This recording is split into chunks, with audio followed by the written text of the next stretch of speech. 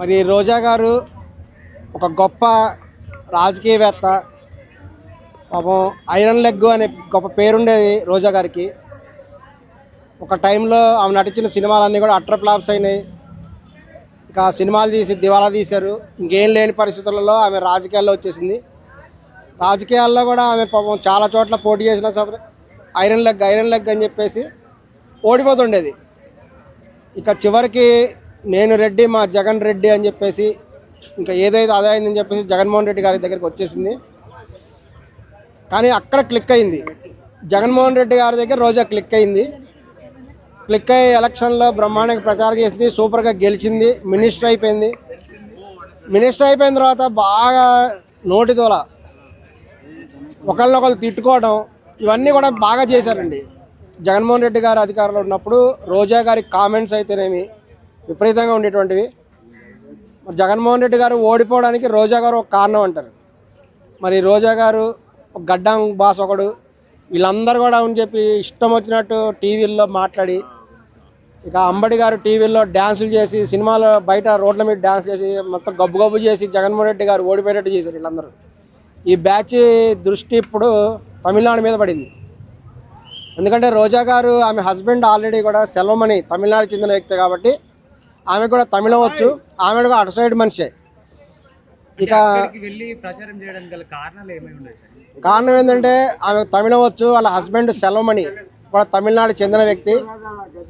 ఇక్కడ ఎట్లా ఓడిపోయాం కదా, ఇక్కడ ఎట్లా పనిపాట ఏం లేదు.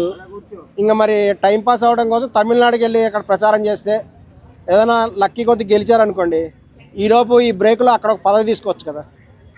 అక్కడ ఎలాగో లేడీ స్టార్స్ ఎవరు లేరు అక్కడ, ఎందుకంటే జయలలిత గారు చనిపోయారు. కానీ రోజా గారికి మటుకు ఒక కోరిక ఉంది, ఎప్పటికైనా సీఎం అవ్వాలని. ఎస్, సీఎం అవ్వాలని ఒక కోరిక ఉంది రోజా గారికి. ఆ తీరని కోరిక తీరే కోరిక అనేది భవిష్యత్తులో తెలుస్తుంది. మరి ఇక్కడ ప్రయత్నం చేస్తే ఇక్కడైతే వర్కౌట్ అవుతుంది, ఎందుకంటే ఇక్కడ జగన్మోహన్ రెడ్డి బలమైన వ్యక్తి ఉన్నాడు కదా. మరి తమిళనాడులో ఆ కోరిక తీరే అవకాశం ఉంది. అంటే అక్కడికి వెళ్ళి టీడీపీ పార్టీపై విమర్శలు కురిపిస్తా ఉంది రోజా గారు. అంటే ఈ పార్టీ గురించి వేరే రాష్ట్రానికి వెళ్ళి అట్లా ప్రచారం చేస్తున్నారు. ఎందుకంటే టీడీపీ పార్టీ బీజేపీతో ఒప్పందం ఉంది కాబట్టి, బీజేపీ పార్టీ కూడా తమిళనాడులో పోటీ చేస్తుంది కాబట్టి ఎవరిని పడితే మనం తిట్టడమే రాజకీయాలు అంటే. మీరు ఇంకా అన్నీ అట్లా ఆడితే ఎలా? రోజా ఉంది ఏంది, తిట్టడమే. తిడితే ఇక ఎవడో ఒకరిని తిడితే ఇక ఒక పార్టీ వాడు దగ్గర తీసుకుంటాడు, ఆ పార్టీ తరఫున పోటీ చేస్తుంది. పోటీ చేయదనుకుంటా, జస్ట్ ప్రచారమే. ప్రచారం చేస్తుంది. ప్రచారం చేసి అక్కడికి వెళ్ళి గెలిస్తే మటుకు భవిష్యత్తులో తమిళనాడులో ముఖ్యమంత్రి అవ్వాలని కోరిక ఉంది రోజాకి. తమిళనాడులో ఎట్టాగో లేడీస్ ఎవరు లేరు కదా. లేడీస్ ఎవరు లేరు కాబట్టి జయలలిత గారు చనిపోయారు, ఆ స్థాయి లీడర్ లేడు. ఆల్రెడీ త్రిష గారు లైన్లో ఉన్నారు. కానీ త్రిష గారు ఇంకా అఫీషియల్గా పబ్లిక్లోకి వస్తే ఆమె లేడీ క్యాండిడేట్ ఒకటి కావాలి అక్కడ తమిళనాడులో.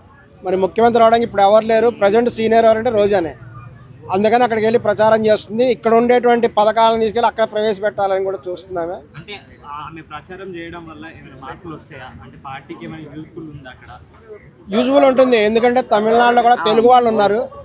తమిళనాడులో తెలుగు వాళ్ళు చాలామంది ఉన్నారండి. అలాగే వైఎస్ జగన్మోహన్ రెడ్డి గారికి అభిమానులు తమిళనాడులో ఉన్నారు. తమిళనాడులో కూడా ఉన్నారు. రాజకీయాల్లో ప్రస్తుత పరిస్థితి ఏంటంటే కేవలం 1-2% తేడాతో చాలామంది గెలవడం ఓడిపోవడం జరుగుతుంది. ఈ 1-2% ఓట్లు వచ్చినా చాలు. రోజా గారు వెళ్ళటం వల్ల ఒక 5% ఓట్లు గెయిన్ చేయగలిగిన మిగతాది వాళ్ళు ఎట్లా చేసుకుంటారు. సో గెలిపోవడం వల్లనే ఆమె చేయగలదు, ప్రభావితం చేయగలదు. సో ఆమె భవిష్యత్తులో కూడా తమిళనాడులో కూడా ఒక ఎమ్మెల్యేనో లేకపోతే రాజ్యసభ మెంబర్ అవుతుందో. ఎందుకంటే కమలాసన్ గారు ఆల్రెడీ వెళ్ళారు కదా. కమలాసన్ గారు ఇప్పుడు రాజ్యసభ మెంబర్గా ఉన్నారు. ఇంకా మన రోజా గారు కూడా తమిళనాడు తరపు నుంచి కూడా రాజ్యసభ మెంబరు లేదంటే అక్కడ ఎమ్మెల్సీనో అయ్యే అవకాశం కూడా ఇంకా. అంటే ఇక్కడ ఓడిపోయిన పార్టీ కదా వైసీపీ, మరి అక్కడికి వెళ్ళి వాళ్ళని ఎలా గెలిపిస్తుంది అని చెప్పి ప్రజలు డౌట్. ఇక్కడ ఓడిపోయిందంటే ఇక్కడ వీళ్ళు చేసినటువంటి పనుల వల్ల, వాళ్ళు ఇంటర్వ్యూలో ఇచ్చినటువంటి వాళ్ళ వల్ల, ఒక శ్రీరెడ్డి లాంటి వాళ్ళ వల్ల. ఇక రోజా గారు కూడా ఒక రేంజ్లో బాగా చేశారు కదా. తిరుమల తిరుపతి దేవస్థానం వెళ్ళిన ప్రతి చోట కూడా డబ్బులు తీసుకొని వెళ్ళటం, చాలా పనులు చేశారు వీళ్ళు. అధికార మదం ఉన్నప్పుడు సహజంగా ఉంటుంది, అధికార మదం ఉంటుంది కొంతకాలం. అధికార మదం వల్ల కొన్ని పనులు చేశారు, దానివల్ల ఓడిపోయారు. ఏమైనా ఇప్పుడు అక్కడికి పోయి అక్కడ కూడా తన ప్రతిభ చూపించాలని ప్రయత్నం చేస్తున్నారు. ప్రయత్నం చేసి కొన్ని ఓట్లు వచ్చే అవకాశం ఉంది రోజాకి. రోజా చాలా బాగుంటుంది కదా, స్మైలింగ్ బాగుంటుంది. స్మైలింగ్ రోజా స్మైలింగ్ స్పెషల్ కదా. జబర్దస్త్ అసలు ఎక్కడి నుంచి ఆమె కోసమే జబర్దస్త్ చూసిన వాళ్ళు ఉన్నారు. మరి రోజా కూడా ఫ్యాన్స్ ఉన్నారు.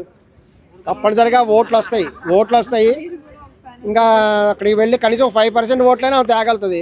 తెస్తే మీరు కూడా ఒక ఫ్యానేనా? నేను ఫ్యాన్సే. నేను అందమైన అమ్మాయిలకి ఎప్పుడు ఫ్యానే. ఎస్, అందులో రోజా కూడా అందంగానే ఉంటుంది కదా కాబట్టి ఫ్యానే. అంటే మీరు అనసూయ రోజా ఇలాంటి వాళ్ళకి ఫ్యానా మీరు?